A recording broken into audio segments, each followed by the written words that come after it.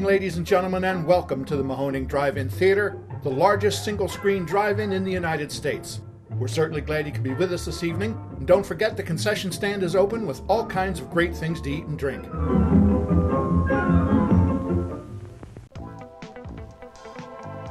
.3 Mahoning Drive-In Radio, your old friend Virgil back once again for another exciting episode of the podcast. As you guys know, the only podcast dedicated to the love and revival of our beloved drive-in culture. And it's so true, isn't it, Mark? I love drive-in culture. That's right. Well, you heard him, joined by my co-host and general manager extraordinaire at the Mahoning Drive-In. It's been a little while since we've got together, at least on the podcast here. So we wanted to jump in and make some magic for you guys. The season is in full swing, and it has been a wave. Swinging. Yeah, it's been a true wave of love and support. We talk about it all the time, our off season being so hard for us, but looking forward to opening, it really, really is this light at the end of the tunnel that keeps us going. And seeing the programming pay off, to see really good shows on a Thursday, Friday, Saturday, and Sunday, it's just like uber rewarding. And that planning that we do months in advance all kind of comes to fruition. So, Mark, how you feeling about this kickoff to the season? We started early, and besides that first opening 2 days that were really, really cold, it felt like we're just meant to be there at that time. The audience certainly came out to meet us those couple of weeks early. It's been great. Yeah, the weather has been volatile, as it were. But then again, it does seem like I joke sometimes that Lehighton or our drive-in was built on top of the Hellmouth. And it's just, we're just going to get every kind of weather you might want. But that doesn't stop the shows. We had very strong turnouts for nights that the forecast was not good for. Some of those forecasts did not come to pass. Some of them did. And, the Mahoning magic started almost from the first night or two. Have we not had more than one marriage proposal so far on the lot? We've had one. I think we've had 3. Yeah. It's crazy. We just got an email today from somebody thanking us for helping pull off their on-screen proposal, and it's fantastic. You're happy to be honored. You're happy and honored to be part of someone's story like that. And I doubt that. Well, I think we had like 7 or more last year, so we'll see if we top that this year. We're definitely off to a good start with the pace. We played Romeo and Juliet, and I knew that, naturally there was going to be some love on that lot. Really great memories, really great fan events. That Rocky Horror event brought the fandom out like crazy. The Muppets event brought the fans out like crazy. Our Cohen event was such a smash, so much goodness. And, of course, this is a calendar review episode. We're going to review June for you guys. It's really to get you guys excited, but we are you. Like, we wait for these screenings for months after we plan them, and we are there just so bright-eyed and excited. So I'm sure you guys can hear that through the podcast and see that when you're on the lot. Right. We kicked things off on June 1st. So excited for this screening of a Michael Mann masterpiece, Thief, on 35 millimeter. The title of that event is Who's the Man? Double N, like Michael Mann. And this is one that we've been wanting to do for a while. It was actually, we say this all the time, it was actually planned as a double, then shifted, we pivoted, and ended up as kind of a Sunday essential right there. So, Mark, this is a movie that I've always loved. The score, I actually had the soundtrack before I saw the movie, but it was one of those movies that just knocked my socks off. Kind of perfect Michael Mann, early Michael Mann, too. It's a Tangerine Dream soundtrack, right? Yep, little Tangerine Dream. The Coolidge Corner Theater in Boston, which I love, is doing a whole series of films that are all Tangerine Dream scores. And I don't. Stop Oh, it. isn't that That's cool? so cool. I was talking to somebody on the lot the other day. A lot of times we're very, very regimented or literal in our thinking when we do double features. It's movies from the same director, movies from the same actor, movies from the same genre. But once in a while, somebody will throw a curveball like that, or it's like movies with the same composer. And yeah, Thief is very cool. I don't know it terribly well. I've seen it a couple of times, and it's just a good grown-up, manly crime thriller from the early 80s. It's James Caan when he was still, walking tall and proud and having hit after hit. And it's just kind of a cool, badass movie, really. Yeah, it's heist style and great storytelling, amazing visuals. Like the thing I think people really love about Michael Mann is his kind of paced writing and his flashy visuals. So that's going to be a really, really exciting one. Then on Thursday, June 5th, the Thursday Thread Up film series has been going so incredibly well. Natural Born Killers on 35 millimeter. Oliver Stone action, insane cast.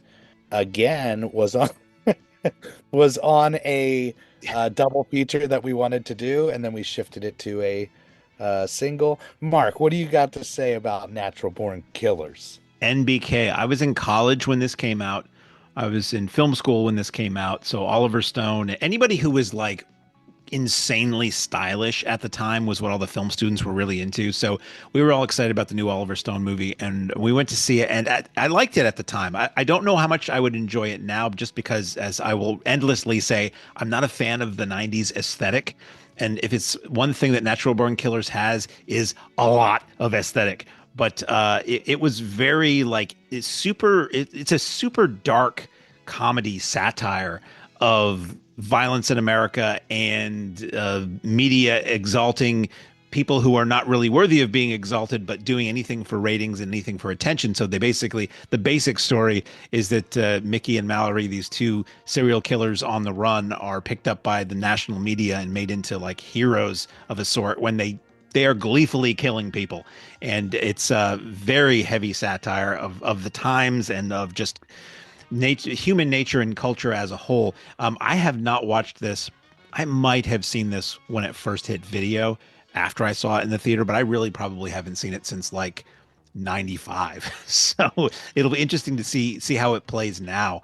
And yeah, this was originally, I started to laugh when you said that this also was one that was originally going to be part of a double feature, but we could not get a print of the other movie we wanted to play it with. So maybe that's a double feature that'll happen someday, but for now it's a standalone. And really, how much more do you need on a Thursday night than everything that is contained within Natural Born Killers? I know it's a fever dream of a movie. Really love showing these titles that I know certain people just haven't seen or haven't revisited in a long time, and seeing it at the drive-in is just so special. I'm trying to sneak in some of those 90s gems for people as well on the Thursdays.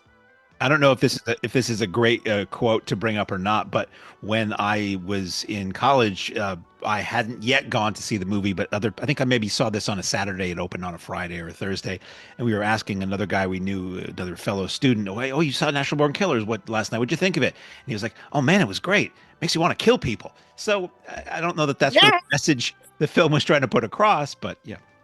Very much revisiting movies in this current day and age with the political climate and all that stuff. I kind of love doing that, like presenting movies that, can be challenging. But I'm really excited to bring that one, crossing it off the 35 millimeter bucket list. And speaking of bucket list, we have been trying and had been trying for many, many years to do a proper fan event for our beloved Mystery Science Theater 3000, which shaped a lot of our mania when it comes to fandom in film. Certainly shaped a lot of our personalities and our humor. And we were so blessed last year to connect the dots thanks to the great Harold Buckholz to Joel, the creator of Mystery Science Theater 3000, who everybody knows and loves.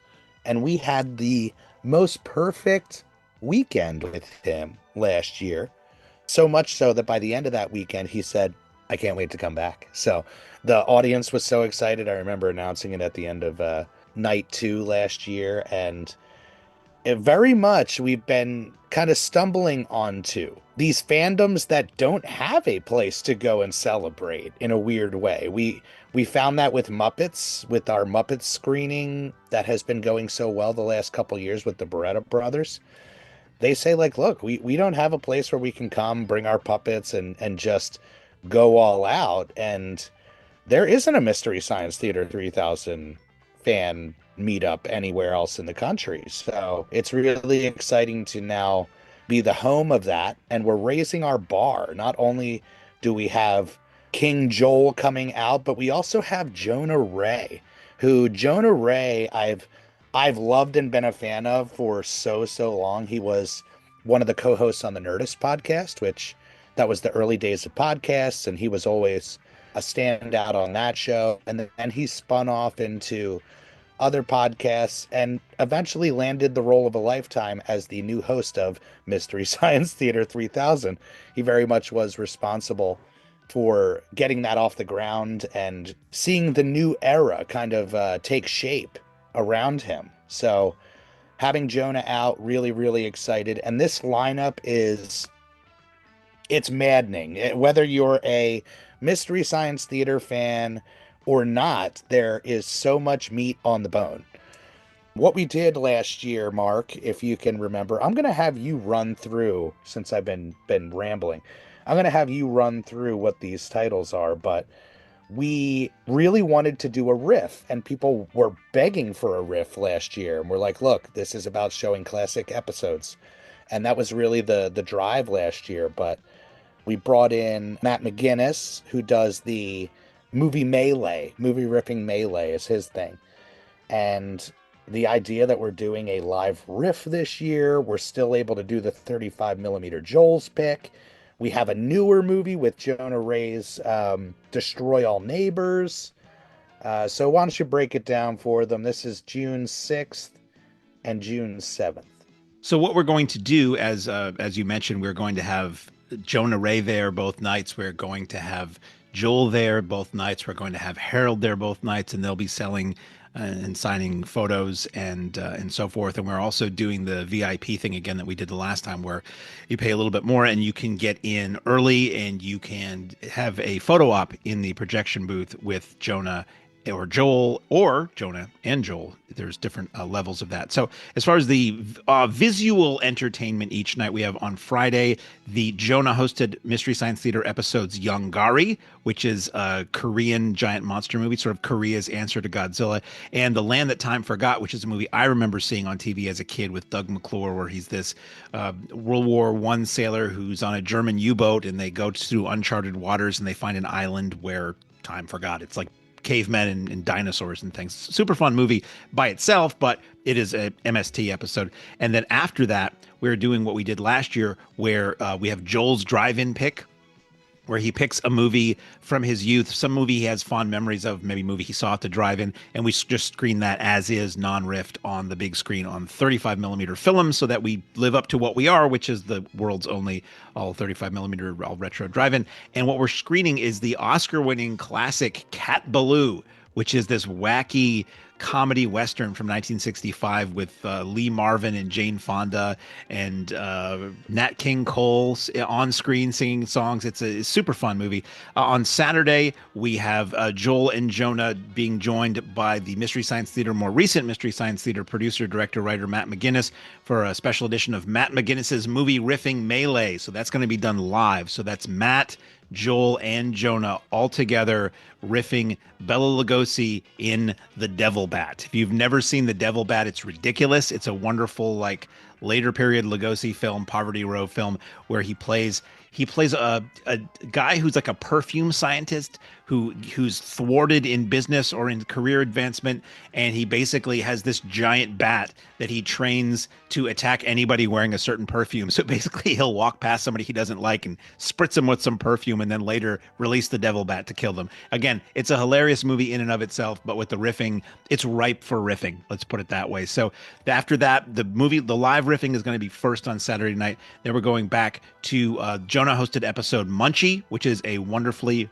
ridiculous film.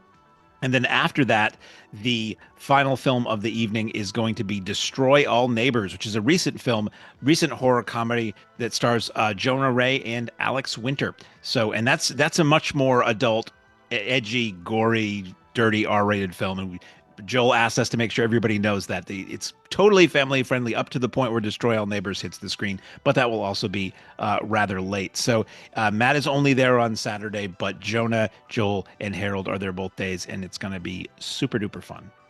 So much meat on that bone. Like I said, for a Mystery Science Theater fan, like it is another world, and that's what we love to do, is kind of create this world for you guys to come celebrate your fandom, meet your heroes. It is going to be a magical weekend without a doubt. And we're showing a more modern movie, like you said, with Destroy All Neighbors. That came out in 2024. The next day, we're jumping back 100 years to 1925 with a celebration of a classic, The Phantom of the Opera, with live organ accompaniment by the great Ian Fraser. Now, Ian is an incredibly talented young man that we met at the Union County Performing Arts Center, or through the Union County Performing Arts Center. And what he is able to do with these shows is really incredible. He's been doing these live accompaniments for quite some time and building a name for himself. But what really blew my mind and what I loved about him is he's a go-getter, and he was like, I am doing a traveling organ show and trying to set up a tour. And just the idea and thought of that was like, wow, what a cool concept, that I'm going to take my talent and carve my own path, even for places that aren't set up, for him to come in and rock an organ. So we are going to set him up on a stage. He is going to do live accompaniment to a 35 millimeter print. Now, this is very exciting for us. It is a first time for us that we are doing something like this. We did have Fabio Frizzi out last year for our live score of Zombie, which was incredible, with our friends Exhumed Films. That had to be digital because traditionally the artist is playing along to a specific cut, looking for specific cues. But Ian was very, very excited about the idea that he'd be playing to the 35 print. He's done that before.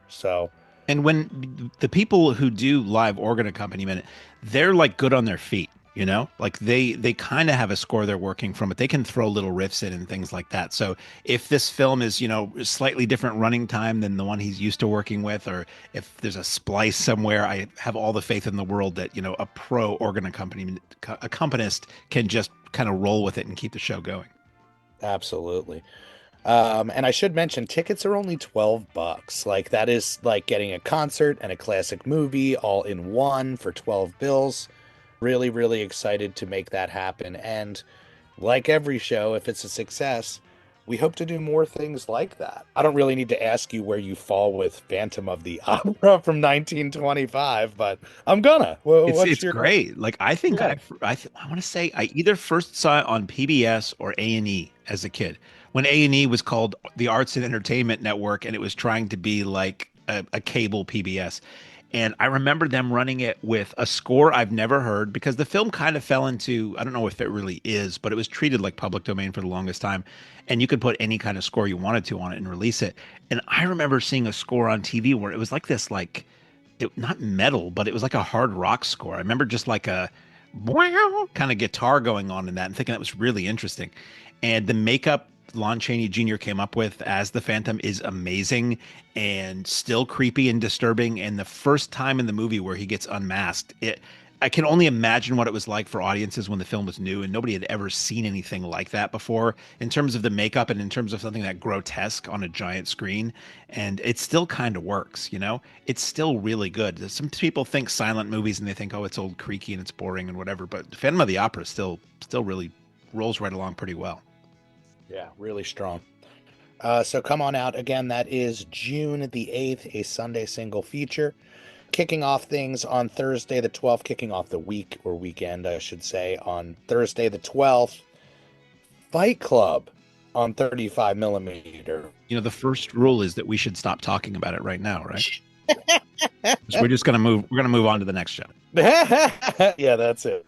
Just like Natural Born Killers, right in that same era. This is one that we actually had tried to program last year, and for whatever reason, we weren't able to make it work, but fell into the perfect slot. And again, like Thursdays and Sundays with the single features, certain ones just lend themselves, and it also becomes a default spot when something we really want to do on a weekend doesn't work, but we also still want to shine a light on that fandom, I guess you could say. Chuck Palahniuk, huge fan of this novel, but Chuck Palahniuk as a novelist, everybody is a fan of. It's undeniable. Chuck Palahniuk as a person, like I fell in love with. I saw him speak. I must have been fresh out of college, so maybe like 2006 or something like that. And it was so incredible how much he was able to hold an audience and entertain an audience, but also encourage them. And that was kind of the first time, besides like the Kevin Smith push, where it's like, this is an artist going out of his way to do tours, speak to, young people and get them excited about creating things. And it was a real inspiration to me. Never ever lost that love for Chuck and his work, and his penultimate when it comes to film and that crossover is, of course, Fight Club. Have you ever read the novel, Mark? No, I don't read as much fiction as I would like to. So for a lot of modern stuff, it's the film that I know really more than the book. Fight Club, an incredible film on its own, and one of those movies that just really took over the planet when it came out. It was everywhere. David Fincher at the helm. You got Brad Pitt as the legendary Tyler Durden character. You have Edward Norton. You have Meatloaf in there. Did you see this one in theaters? This is one I didn't see it in the theater, and I don't remember if it was that I wasn't interested in it or at that time it just... What year did this come out? 1999. 99. So I wasn't in school anymore. I don't know why I didn't go see it in the theater. I eventually caught up with it on video. Not one that I've been a huge fan of, but I know it's got a huge following.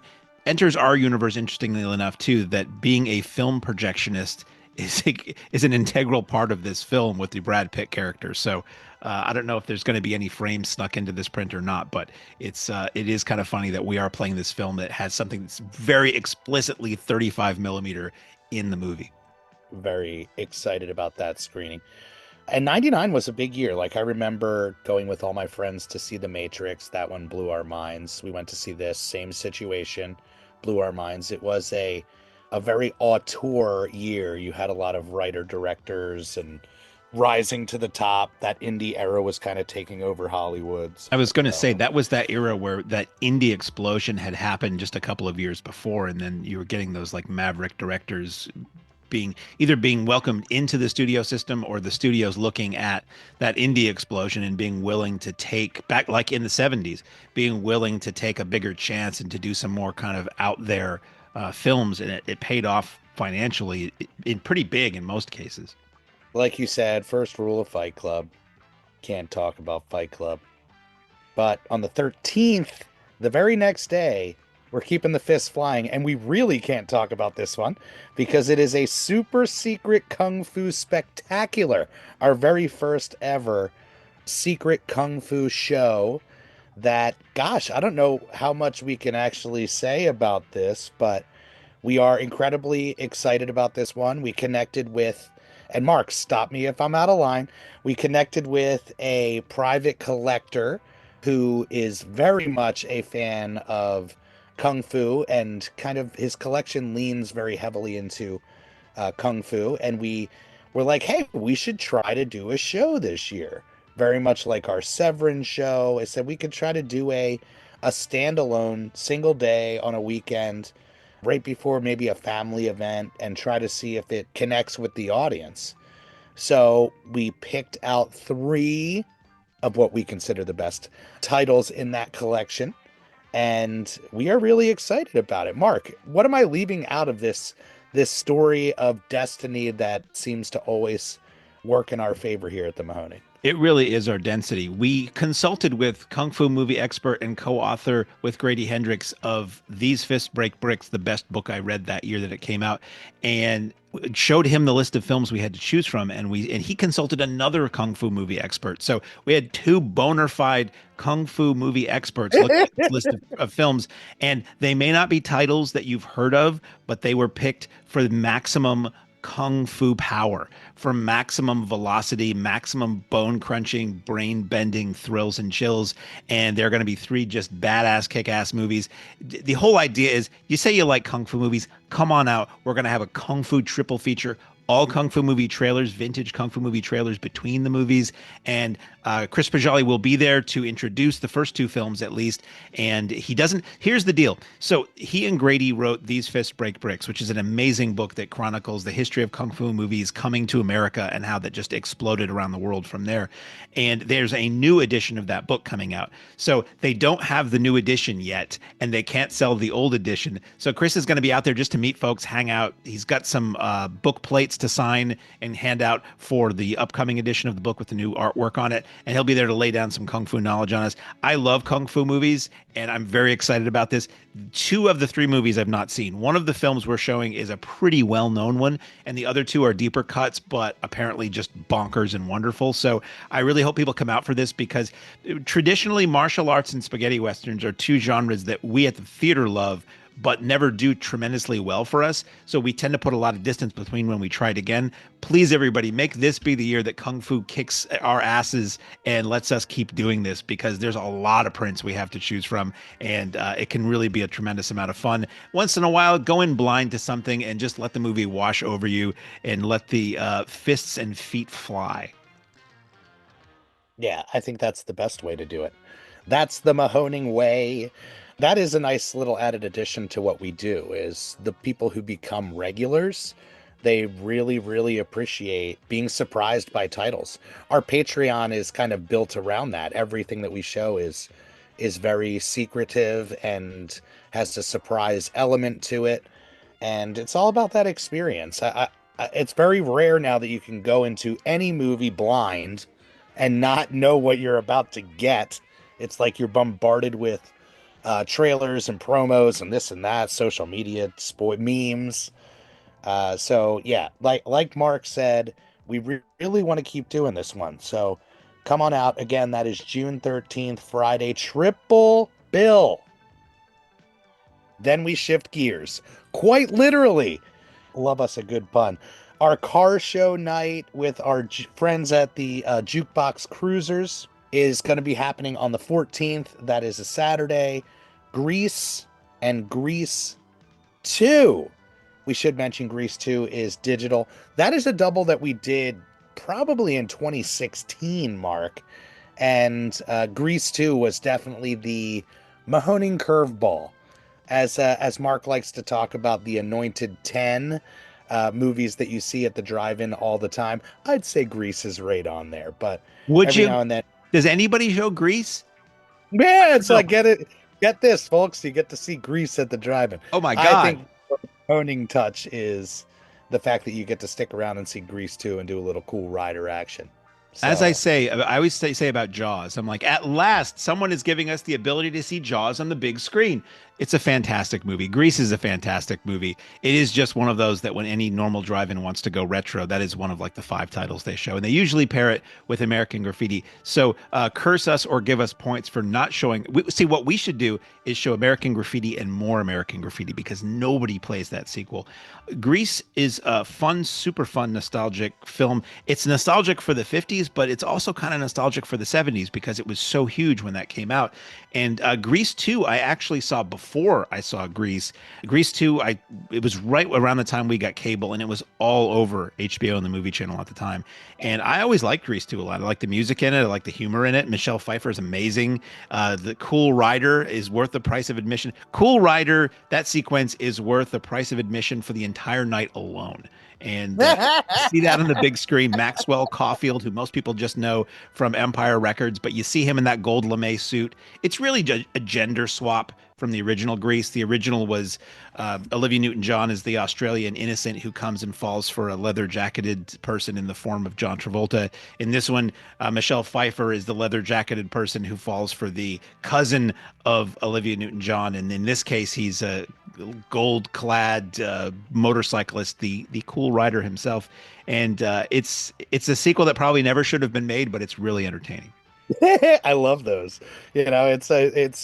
It's one of those movies that if MST like went a different way would be just easy low hanging fruit, you know.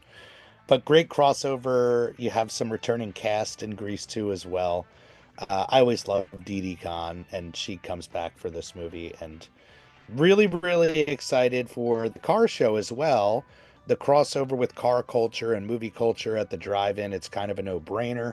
Not every single season we're able to make a car show work, but we really, really try. And the folks at the Jukebox Cruisers are really excited to partner with us. And hopefully we'll be out and adding some icing to even more shows. And again, crossover into our Father's Day Sunday Essential celebration of Bonnie and Clyde. I asked if they had a era-specific car, if they could bring it on out that night too. So Bonnie and Clyde, Stone Cold classic, just happened to be perfect timing with Father's Day. That is something that when we planned to book it and locked it in, I wasn't even thinking about, but a great crossover. Mark, like, do you need to sell people on Bonnie and Clyde? I mean, there's probably people who maybe have never gotten around to Bonnie and Clyde. It kind of is, at this point, maybe one of those ones that isn't on everybody's tongue. I think it is one of those that there are these movies that, like, when I was a kid, there were certain movies that were always referenced in pop culture and they were on TV all the time, and they were still like kind of in the atmosphere. And as time passes, a lot of that kind of dissipates. So Bonnie and Clyde might be one that people don't know as well. 1967, directed by Arthur Penn, and it tells the story of Bonnie and Clyde, the famous gangsters from the Depression era that were robbing banks across the Southwest with their gang, the what do they call it? I want to call it the Barker Gang, but it's not, the Barrow Gang. And you've got Gene Hackman in there, and we will have a little tribute to Gene Hackman before the film that night. We'll also have, by the way, a video introduction by my close personal friend, legendary comic artist S.R. Bissett, who you may know from drawing Swamp Thing in the Alan Moore era, but also he's a film historian. He's all over. Try to find a Blu-ray, boutique Blu-ray these days that doesn't have Steve Bissett on a commentary or doing video extras. He's amazing. He loves movies, and he's a great guy. And anyway, you had Faye Dunaway as Bonnie, and you had Warren Beatty as Clyde, and it was this big movie in '67 with like the youth. It was like a counterculture movie, really. They were anti-heroes. They were these two people who were really kind of criminals, but they were fighting the system, and you kind of rooted for them, even though they were technically the bad guys. It's an excellent movie. I first caught it one night on the 8 o'clock movie on Boston's WLVI TV 56 when I was a kid. And I thought it was really fun because there's also this fast banjo music. There's a hilarious scene with Gene Wilder in one of his early roles. And then the movie gets dark and it gets violent. And as a kid, it was like shocking to see this contrast of, I was used to watching comedies that were just comedies. And I didn't know that suddenly, especially in the 60s into the early 70s, how movies could turn on a dime and get real dark real fast. So yeah, Bonnie and Clyde, excellent cinematography. It's great. I think it was a multiple Oscar winner. And it was really kind of a cultural phenomenon at the time that kicked off this wave of 60s and 70s gangster movies. Like you had Dillinger, and you had what was it, Bloody Mama and Crazy Mama and all these movies. Like Roger Corman really got into that and cranked out a lot of those. And it really all started as far as the modern color era with Bonnie and Clyde. That Sunday Essential series, like we are really hitting some high notes with that series and crossing off some real bucket list gems from the 35 list. From 67 to 87 for our Thursday thread up on the 19th, Blood Diner. We actually featured Blood Diner I want to say it was year 2 of VHS Fest. And this is one that went over incredibly well. Our connection with Jackie Kong, who was the director of this film and really launched her career. This is just one that is, to me, a VHS essential. And when we saw that we could get a print, it was like, yeah, let's go for this. So have you had that experience, whether rental or cable or whatever it is, with Blood Diner? It's a movie I always remember seeing the box cover for. I never saw it until just a few years ago when my local Alamo Draft House ran it with Jackie Kong in attendance. It Awesome. was great. She was at a table beforehand and she had merch and she had like replicas of some of the stuff from the movie on her table. I think she's done a comic adaptation of it too. Yes, yeah, that's her thing now. Yeah. She did like an intro and then did a Q&A afterwards. It was a total blast. Blood Diner is ridiculous. It is a 1987 remake of Blood Feast, but set in an LA diner, and it's a straight comedy, whereas a Blood Feast was played it pretty straight. Blood Diner does not. And yeah, it's a really good time. This is a total, for anybody who misses Tunnel Vision Tuesdays, this is exactly the kind of thing that would have been run back then. It's just a bonkers midnight movie kind of movie, but you don't have to wait until midnight to see it. That's right. Really excited about this next fan event. And one that people are begging now, like, hey, why don't you just do this every year? Plenty of meat on that bone. Our Many Faces of Batman fan event. Strap in, because this lineup is insanity. On Friday the 20th, you get Batman 66 with Batman 89, both on 35 millimeter. And on Saturday, you get Mask of the Phantasm animated classic with Dark Knight, both on 35 millimeter. And in true Mahoning fashion, adding those layers of icing. For me, the ultimate show car, we're going to have the 1989 Batmobile there, live in person. And I was going back and forth today with somebody. I believe this is a Batman Returns screen used Batmobile. So really excited to bring some Batman history onto the lot. Really excited to give the fans what they really want. If you are a Batman fan, chances are that Batmobile just knocked your socks off when you saw it larger than life on the big screen, just like I did. And it's really nice because there's always the argument, who's your Batman? Who's your favorite Batman? We get to kind of highlight a bunch of faces of Batman across this weekend. Mark, who is your Batman? It's a really interesting question. As I eat a Junior Mint, I apologize. I got them for Easter. They're Easter egg-shaped Junior Mints, and on the inside is various colors. So it's not just the white mint. It's like blue and pink and all that. Anyway, a little plug for the Junior Mints organization. My first Batman was Adam West because he was on TV and reruns every day when I was a kid. Yep. And when the 89 Batman came along, I wasn't like super stringent about there can be no other, although some people were at the time. Oh, yeah, it was a big thing. My memory was like, you mean that funny guy? That guy from Night Shift? Mom?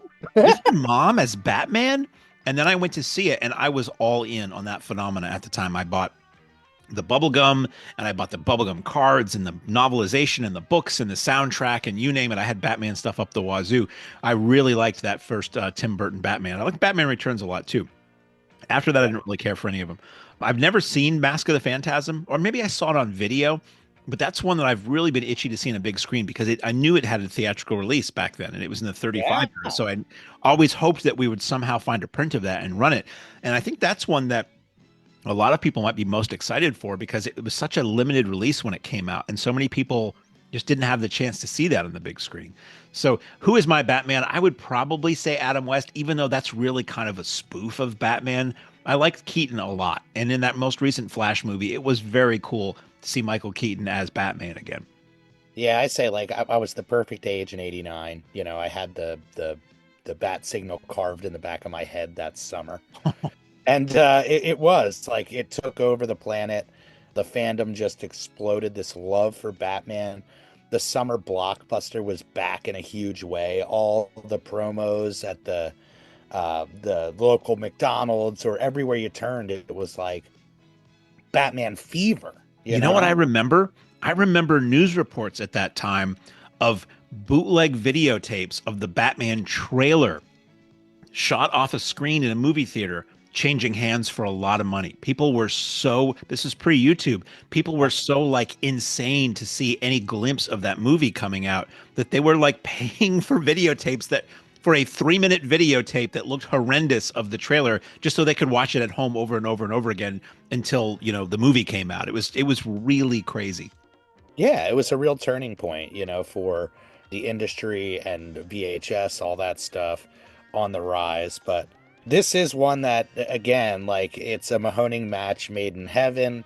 Our connection with our friends at Show Cars, bringing in the Batmobile, which they are incredibly affordable. When we did our single feature screening of 66 Batman from my memory, they brought out the 66 Batmobile, which was, again, another dream come true bucket list situation.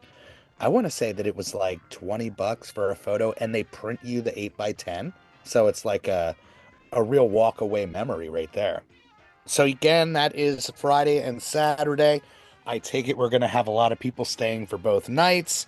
I should mention our friends at Epic Film Guys will have Justin coming in and introducing the films from the 35 booth both nights. He is by far the biggest Batman fan that I know. I've heard him wax philosophical about Batman and its lore, all of that good stuff. So that's a little added extra bonus for the fans. Now, we shift over to the 22nd, a Sunday single feature that you guys really made happen. We teased that we were doing something quote unquote weird, and something weird was coming. And naturally, a bunch of people chimed in and was like, Weird Al's coming to the drive-in. And yeah, we would have made a really, really big deal about that, not just teased it in that way. But we really felt the heat. Like, people were like, oh, UHF. So we went ahead and booked UHF for Sunday the 22nd as a single feature. We will be screening that digitally. Unfortunately, a 35 print not available. But I think the biggest cherry on top that we've ever gotten at the Mahoning, dare I say? Say it. We have gotten a lot of incredible introductions, had a lot of incredible people on the lot. But the introduction before this movie is going to literally blow people's minds. And I think we do have to share it publicly. And probably by the time this comes out, we'll have done that. Weird Al himself. Mark, tell the story. We are connected with his book publisher who put out his most recent book, which I believe was called Black and White, 1984 publishing. Yeah. And yeah, on a whim, this is how we do it. We will send out requests letting people know that we're doing a real ode to them at a really special venue. And would they be into doing it? And the fact that Weird Al knows who we are, like, blows my mind. Yeah, So, Mark, I asked Matt, who's a great guy at 1984 Publishing, who puts out the Michael Gingold Ad Nauseum and Ad Astra books of old newspaper ads, and puts out a lot of others. They put out a Shaun of the Dead book, and they put out this Weird Al book, which they had sent us once before as a giveaway. And I said, oh, we're doing UHF, and if you wanted to send us a copy of the book for the giveaway or for the raffle, that would be really cool. And I presumed, I'm like, if he did this book, he has to have some connection. So I said, would you have any connection to Weird Al's management? Because I would love to shot in the dark, see if we could get a video intro.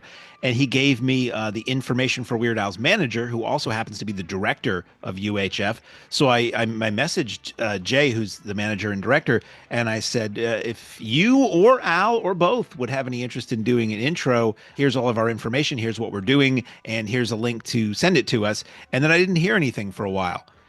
And then we might have been recording a podcast, I think, and this notification on my phone pops up, or maybe it was one of the Patreon virtual shows, and it says, Al Yankovic has sent you a video. And I'm like, what? Maybe this is the manager and he's just using an account that's the official Weird Al account.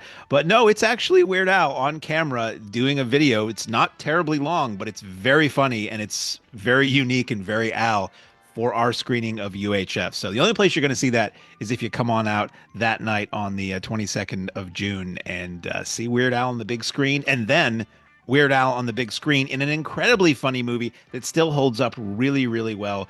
Being somebody who worked in the world of public access, small town TV, it's even funnier for me.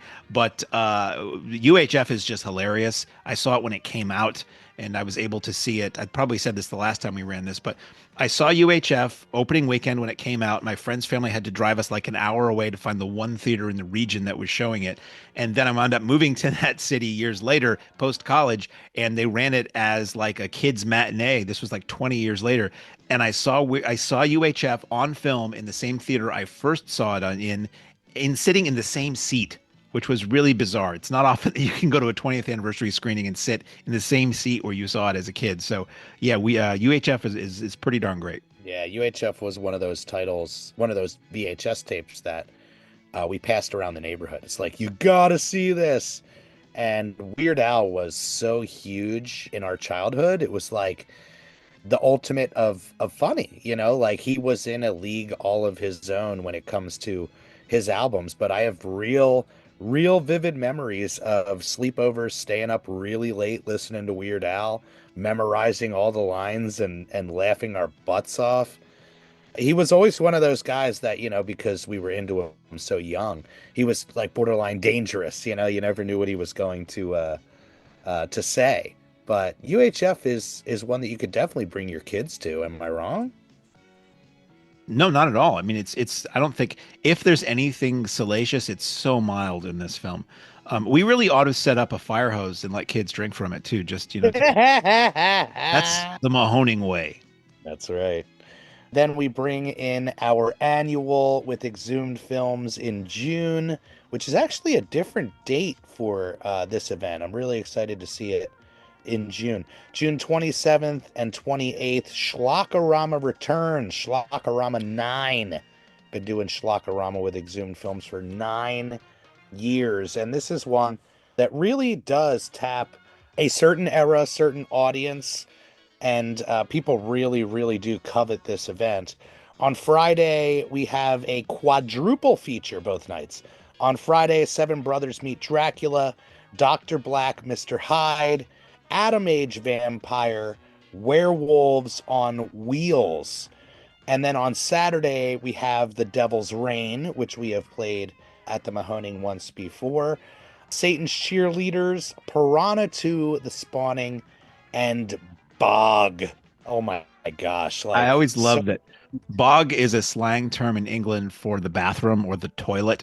So at least that I'm so immature, but that title always makes me laugh. Bog. Why don't you break it down for them as far as these titles go, at least the ones that you're familiar with? Oh, all of them. This is maybe my favorite show that we do every year because these are the most drive-in movies that we do and the era that I love the most. So, and this is just like all 70s. So I was able to actually see this recently at the Exhumed 24-hour Horrorthon. Seven Brothers Meet Dracula was the film when Hammer Films in England and the Shaw Brothers in Hong Kong combined forces to make a horror kung fu movie.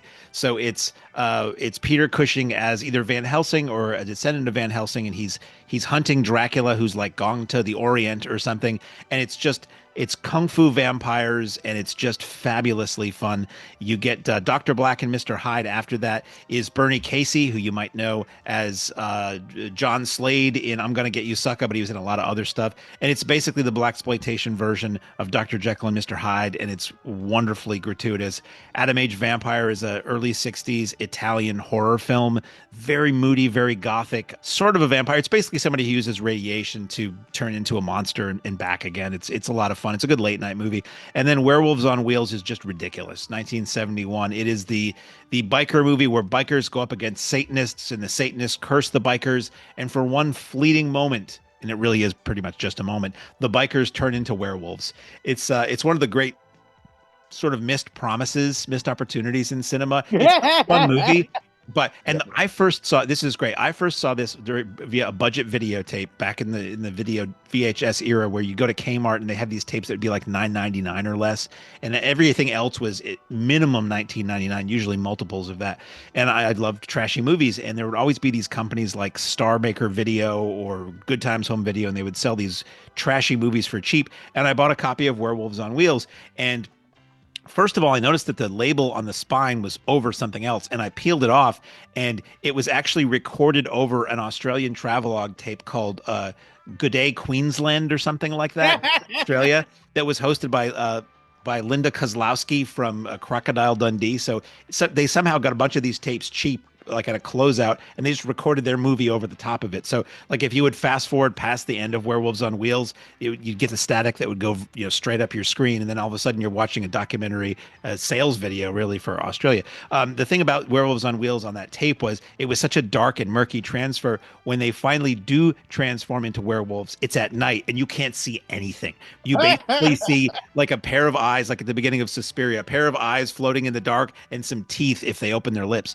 Saturday's show, Devil's Reign. Okay, so seriously, pretty good 70s Satanist thriller. Yeah, it holds up. It's really good. I went to see that at the Mahoning. I think it was like the second time I ever went there. It was a double feature, a Shatner double feature of Kingdom of the Spiders and the Devil's Reign. And hardly, it was like me and like 6 other people there in those early days. And during the climactic rain scene in the Devil's Reign, it started raining lightly on the lot, and it was fantastic. So I was sitting in my car, and I stuck my hand out the window so I could get wet while everybody on screen was melting. That movie was re-released once John Travolta became big. Like, he has a tiny role in that movie as like one of the Satanists who falls victim to the Devil's Reign at the end of the movie. And they like re-released that movie with a different ad campaign, making it look like he was the star of the movie. And boy, I would have liked to have heard an audience react to that. Satan's Cheerleaders is like a strangely PG-rated movie. It is what it sounds like. It's a bunch of cheerleaders who come up against devil worshippers, and one good girl in the cheerleader squad is like a telekinesis or psychic, and she goes up against Satanists portrayed by Yvonne DiCarlo and John Ireland. It's ridiculous and it's wonderful. A good late 70s film. Piranha 2, sequel to Joe Dante's Piranha that has nothing to do with it. It's an early directorial effort from maybe the first movie directed by James Cameron, and it was like made in Italy or something. It's super gratuitous, super sleazy, and he had multiple times has denied that he had anything to do with it. And then Bog is this weird late 70s movie that feels like a 50s bug-eyed monster movie with these strangely like middle-aged leads that have this really extended love scene that you're just like, oh, grandma, back off. I saw it recently on Blu-ray. It's fun. It's a good movie to put last. I always say when you do a triple or a quadruple feature, put the weirdest thing last. So people are doubting their sanity and they're fighting to stay awake, and they're not sure if they watched the movie or if they dreamt the movie. It's the kind of movie you have to talk to a friend about afterwards and say, did I really see those two old people making out for like 6 minutes straight? And the answer I will tell you now is yes. Yeah, Schlockorama is great. And then it's an Exhumed Films extravaganza. So there will be all kinds of wild and woolly trailers, vintage trailers before each film, and vintage intermission reels. And it's a really good time that if you claim to be a drive-in fan and a fan of drive-in movies, you really can't miss this. Absolutely. Yeah, and that normally takes place, I think, in August. So this is one that's getting bumped a little bit earlier in the year. And I have no doubt that the fans will come out in droves for that one. Every couple years, we try to do our sing-along Sunday. We've had some really amazing sing-along Sundays. But this year, Little Shop of Horrors making its return on the 29th of June. This is one that honestly, that seems like the fandom grows every single year. I am a theater kid, as you guys know, so my love for this movie runs incredibly deep. It's a nice crossover with our Henson fans, directed by the great Frank Oz. The musical elements, of course, hit it out the park. But this cast for me, like, again, coming from the ensemble world, it's just such a stacked lineup of characters. Mark, what's your experience with Little Shop of Horrors? I guess I should say first, this was going to be our remake double take. We really wanted to make this happen. for our remake double take early in the year, but couldn't get a print of the original. So it is what it is. We'll keep digging. Yeah, I feel like those prints of the original probably were run until they just, Yeah, flaked fell apart. into dust back then with it being a Roger Corman film group production. So I saw Little Shop of Horrors in the theater when it came out back in 86, and I loved it. I saw it a few times in the theater. And again, it's one where I bought the bubblegum cards, which were actually like sticker cards. They were unusual. Like the front where it would usually be a card was a sticker, and then the back was anyway. I bought that. I bought the storybook. I bought the soundtrack. Learn, know every word to the soundtrack. I remember when they used to advertise on New York TV. I lived in New Hampshire, but we got WPIX up there, and they used to advertise the Broadway show of Little Shop of Horrors. And as a little younger kid, I was like, how can it be? Everybody says it's funny, but it looks like it's kind of bloody. In college, finally was able to see a production of it, which was really fabulous. How all this stuff that has grown out of this little film that Roger Corman made almost on a dare back in the early 60s. The casting is perfect with Rick Moranis and Ellen Greene and Levi Stubbs as the voice of the plant Audrey 2, and the Bill Murray scene is hilarious, and the Steve Martin scene is hilarious. MTV used to run the Dentist song as a music video by itself. That rules. In heavy rotation. Like it would be, whatever song, and then up next it would just say Steve Martin, and it would be that segment from the movie with some clips. I love that film. It's so good. And before everybody's going to ask, every time we play this, everybody asks, is it the extended version? It's the director's cut. The director's cut never existed on film. We were playing a film print from the studio. If we were to play digital version, we might be able to do that, but we're playing what people saw in the theater back in 86. So the answer is no, it won't have that other ending. Yeah, and I think after credits end, we'll give people a treat and show that. And that deleted scene seems to have gotten around everywhere, where the Audreys kind of take over the world and are destroying the city. And I remember there was a period of time where that existed, and it was like in black and white from a work print. It was really cruddy quality, and maybe like the DVD had that as an extra. But at some point, I think they did go back and pretty fully restore that, so it looks like it would have looked back then. Well, that does it for us for June. We are so excited to be back with you guys, making memories on the lot. As we always say, our preservation efforts for the drive-in culture, it's all about community. It's all about bringing us together and being able to celebrate cinema the way it was intended on 35 millimeter film. So, Mark, you want to give them any other love before we let them go? I love you all. Do you mean Patreon? Yeah, why don't you let people know about how they can join the Patreon? We didn't mention it, but we do have Thursday Patreon only Simplex top tier, Simplex members only screenings. So yeah, why not let them know? Good place to put it in there. I'll push that. And another peripheral thing we never talk about on here too is we have an email list. If you go to our website, or if you're at the theater, if you watch the slideshow, please watch the pre-show and intermission slideshows, unless you're going to the bathroom, in which case it makes it much more difficult. At the theater, Dave does an incredible amount. He puts in an incredible amount of work and in incredibly funny and creative ways for our pre-show slideshow, which basically is a lot of theater policy stuff and some stuff with upcoming shows. But also there are a lot of the slides have QR codes where you can just point your phone camera at it and hit that and takes you right to the website.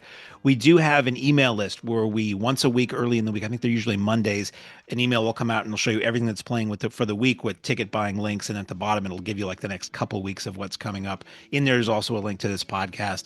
There occasionally, if anything special pops up, we'll do show announcements in there or special things that are going on. So there is an email list if you're not like big on the social media thing. But as far as the Patreon goes, it is a subscription service that you pay monthly. Although you can, I think for a slight discount, if you want to pay a year at a time, you can do that. And it's 3 tiers. It's $4.99, $9.99, and $19.99 a month. Each of those gets you more stuff. There is also an option to join for free. There's not a lot to see for free, but sometimes if something is really important that we want people to know, we will put that up there for free, or we'll unlock some of the earlier posts if you want to see them for free. But so the basic level is you get any text and photos that we post there, any links. We give you first crack at tickets, usually about in day 12 hours or so before they go on sale to the public, sometimes longer.